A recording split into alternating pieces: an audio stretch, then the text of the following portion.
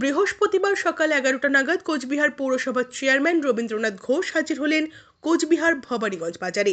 দীর্ঘদিন ধরে কোচবিহার ভবানীগঞ্জ বাজারের বিভিন্ন বিল্ডিংগুলির ভগ্নপ্রায় অবস্থা। বিভিন্ন সময় দেখা গেছে বিভিন্ন বিল্ডিংয়ের চাঙড় ভেঙে পড়েছে। কিছুদিন আগে এই বিল্ডিংগুলির মধ্যে কোনো একটি বিল্ডিংয়ের চাঙড় ভেঙে পড়ার কারণে একটি গালামাল দোকানের টিনের সেট ভেঙে পড়ে এবং ক্ষতি হয় সেই দোকানের। আজ কোচবিহার পৌরসভার চেয়ারম্যান রবীন্দ্রনাথ ঘোষ বাজার এলাকা পরিদর্শন করলেন এবং ব্যবসায়ী সমিতির সদস্যদের সাথে এই বিষয়ে কথা বললেন। খুব দ্রুত ভবানীগঞ্জ বাজারের বিল্ডিংগুলি মেরামতের আশ্বাস দিয়েছেন তিনি। আজকের এই পরিদর্শন শেষে কি জানাচ্ছেন কোচবিহার পৌরসভার চেয়ারম্যান রবীন্দ্রনাথ ঘোষ এবং কোচবিহার জেলা ব্যবসায়ী সমিতির সাধারণ সম্পাদক সুরজ কুমার ঘোষ, শুনুন। হেরিটেজের তালিকায় রয়েছে বিল্ডিংটা ভবানীগঞ্জ বাজার। আমরা অনেক মিটিংয়েই, জেলার হেরিটেজ কমিটির মিটিংয়ে এই বিল্ডিংগুলো বিপজ্জনক অবস্থায় আছে, চাঙড় ভেঙে পড়ছে মাঝে মাঝে। এখানে বাজার এলাকা, যে কোনো সময় একটা বড় বিপদ ঘটতে পারে। তাই আমরা এটা হেরিটেজের অধীনেই এটা সংস্কার করার উদ্যোগ নিয়েছি।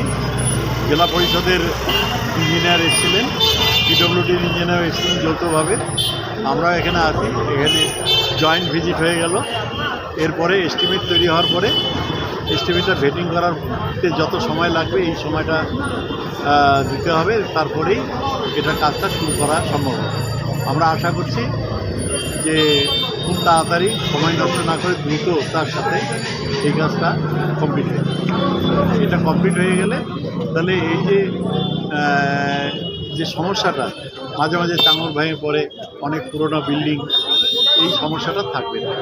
মানুষ নিশ্চিন্তে বাজারে আসবে। বিল্ডিংয়ের ওপরে তো বেশ কিছু দোকান রয়েছে, তো সেই সমস্ত দোকানের কোনো ব্যবস্থা?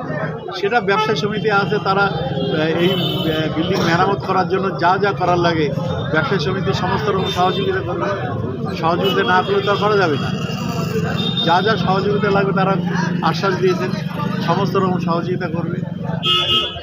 দাদা, বলছিলাম কিছুদিন আগে এখানে চাঙড় পড়ে একটা দোকান ক্ষতিগ্রস্ত হয়েছে, সেই দোকানটার প্রতি কোনো ব্যবস্থা বা কিছু ব্যবস্থা আমরা উপরে টিন লাগাই দেবো পৌরসভার থেকে। যা সংস্কার করার ওটা উপরে যেটা ক্ষতিগ্রস্ত হয়েছে সেটা আমরা করে দেবো।